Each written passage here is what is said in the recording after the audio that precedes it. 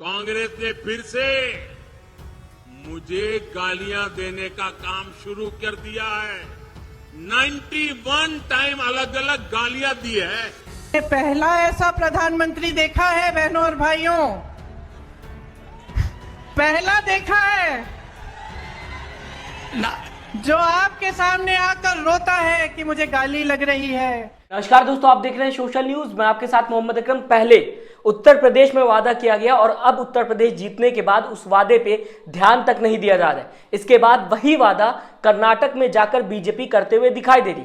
क्या है आखिरकार वो वादा, मैं आपको बताऊंगा। लेकिन सबसे पहले प्रधानमंत्री नरेंद्र मोदी की इस स्पीच पे बात कर लेता हूं, जहां पर प्रधानमंत्री नरेंद्र मोदी बताते हुए नजर आ रहे हैं कि कांग्रेस ने उनको कितनी गाली दी है और गाली की संख्या भी बताते हुए नजर आ रहे हैं। दोस्तों, मैं आपसे पूछना चाहूंगा, क्या चुनाव में इस तरीके का भाषण देना सही है? क्या कर्नाटक में प्रधानमंत्री नरेंद्र मोदी ये नहीं बता सकते थे कि अगर हमारी सरकार आएगी तो हम इतना बेहतर काम करके दिखाएंगे, हमारी सरकार अगर आती तो ये बेहतर होता हुआ कर्नाटक में दिखाई देगा?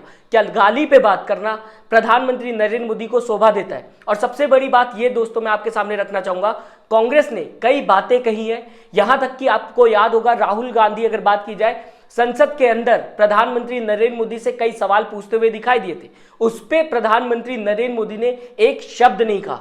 ऐसे में प्रधानमंत्री नरेंद्र मोदी ने सिर्फ कांग्रेस की गालियां सुनी और गालियों पर ही जवाब देते हुए नजर आए। कांग्रेस ने तो दोस्तों कई बातें कही थी। आपको याद होगा किस तरीके से कांग्रेस प्रोटेस्ट करते हुए दिखाई दे रही थी, अडानी और मोदी जी का रिश्ता पूछते हुए दिखाई दे रही थी, इसमें जांच की भी बात कर रही थी। लेकिन उस वक्त शायद प्रधानमंत्री नरेंद्र मोदी ने कांग्रेस की बात नहीं सुनी।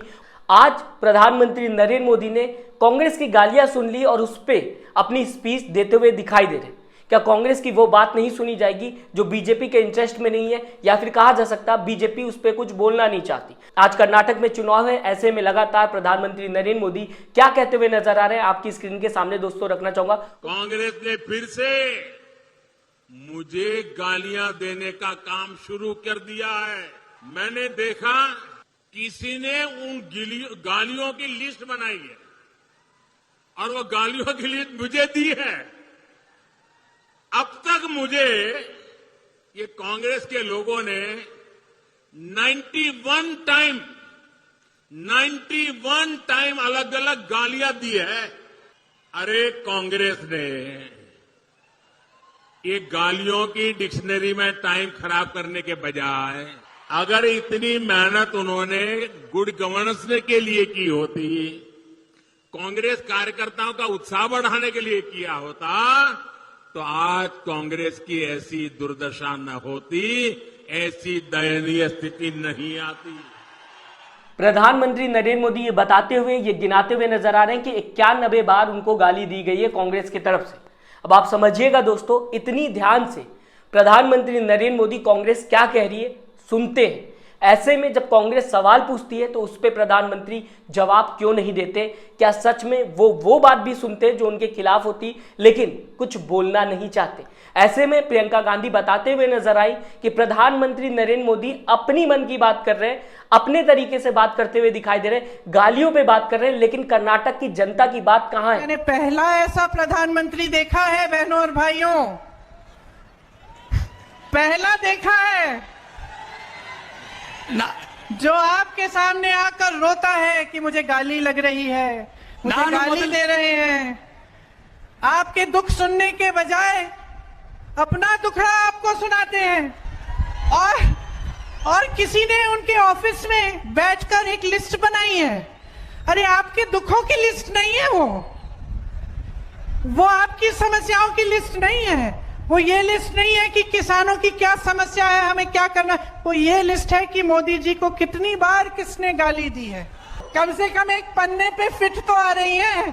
अगर मेरे परिवार को जो गालियां दी हैं इन लोगों ने, हम लिस्ट बनाना शुरू करें तो हम किताब पे किताब छपवा लेंगे।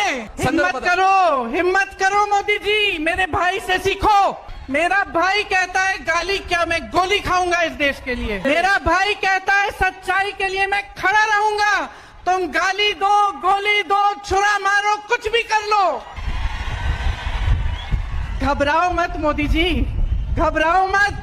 ये सार्वजनिक जीवन है, मोदी ये सब सहना पड़ता है, हिम्मत रखनी पड़ती है, आगे बढ़ना पड़ता है। फिलहाल दोस्तों अब मैं इस तस्वीर पे बात करना चाहूंगा, आप सभी से बताना चाहूंगा कि जब प्रधानमंत्री नरेंद्र मोदी रैली करते हुए कर्नाटक में दिखाई दे रहे थे, उस बीच किसी ने अपना मोबाइल प्रधानमंत्री नरेंद्र मोदी के पास फेंक दिया। ये सिक्योरिटी ब्रेक है और इसे कहा जा सकता है कि जो सिक्योरिटी प्रधानमंत्री नरेंद्र मोदी के आसपास लगी हुई थी वो इतनी ज्यादा अलर्ट नहीं थी। कैसे किसी का मोबाइल प्रधानमंत्री नरेंद्र मोदी के पास आ गया? हालांकि ये सिर्फ मोबाइल था, लेकिन फिर भी ये सिक्योरिटी ब्रेक है। ऐसे में गोदी मीडिया चैनल्स कुछ भी बोलते हुए दिखाई नहीं दे रहे। यहां तक कि बताया जा रहा है कि जिस महिला का मोबाइल था उसे उसका मोबाइल वापस कर दिया गया और इसे नॉर्मल सी बात कह के खत्म कर दिया गया। लेकिन सवाल यह उठता है, जब प्रधानमंत्री नरेंद्र मोदी पंजाब के अंदर जा रहे थे, उनका काफिला एक ब्रिज के ऊपर रुक गया था। आप सभी को यह तस्वीर याद होगी किस तरीके से गोदी मीडिया ने बताने की कोशिश की थी पंजाब के अंदर सिक्योरिटी ब्रेक हो गई, प्रधानमंत्री नरेंद्र मोदी का काफिला रुक गया, ऐसा कैसे हो सकता है, और कई तरीके की खबरें चलाते हुए दिखाई दे रहे थे। लेकिन आज कर्नाटक के अंदर जब प्रधानमंत्री नरेंद्र मोदी के इतने करीब एक मोबाइल गिर जाता है, या फिर कहा जा सकता है कोई सामान इंसान प्रधानमंत्री नरेंद्र मोदी के पास फेंक देता है, ऐसे में कोई भी सवाल गोदी मीडिया नहीं पूछते हुए दिखाई दे रही। क्या सिर्फ इसलिए क्योंकि कर्नाटक के अंदर चुनाव है? मैं दोस्तों पूछना चाहूंगा, क्या सिर्फ पंजाब में ही प्रधानमंत्री नरेंद्र मोदी की सुरक्षा को लेकर सवाल गोदी मीडिया खड़ी करेगी? मैं आपके सामने अब तीसरी बात रखना चाहूंगा। बताया जा रहा है कि जो मैनिफेस्टो बीजेपी ने पेश किया कर्नाटक के अंदर, उसमें कहा जा रहा है कि 3 सिलेंडर दिया जाएगा, 3 सिलेंडर दिए जाएंगे कर्नाटक के लोगों को अगर बीजेपी सरकार कर्नाटक के अंदर आ जाती है। लेकिन यही बात अमित शाह ने उत्तर प्रदेश में जब चुनाव चल रहा था उस वक्त कही थी, जहां पर 2 सिलेंडर देने का वादा किया गया था। अमित शाह की तरफ से सरकार भी आ गई, लेकिन सिलेंडर अभी तक लोगों के घर नहीं आए। तो क्या मान लिया जाएगा कर्नाटक के अंदर भी जुमला दिया जा रहा है? कर्नाटक के लोगों को बहलाने के लिए भी एक जुमला फेंक दिया गया बीजेपी की तरफ से कि 3 सिलेंडर आपको भी दिए जाएंगे। पहले उत्तर प्रदेश वालों को सिलेंडर जो दिए जाने थे वो अभी तक नहीं मिले, अब कर्नाटक में भी सिलेंडर का जुमला पूरी तरीके से फेंकते हुए पार्टी नजर आ रही। दोस्तों अब आप समझिएगा किस तरीके की राजनीति हो गई है आज के दौर की। अगर बात की जाए, गालियों पर बात होती है, गालियों पर चर्चा होती है। जिस राज्य में चुनाव हो रहा है उसको लेकर कोई भी बात करता हुआ ठीक से नहीं दिखाई देता, और साथ ही साथ प्रधानमंत्री नरेंद्र मोदी की सुरक्षा में चूक होती है, उसके बाद मीडिया दिखाना नहीं चाहता। क्या मीडिया वक्त के हिसाब से खबरें दिखाता है या फिर पार्टी के हिसाब से खबरें दिखाता है? आप हमें कमेंट करके जरूर बताइएगा।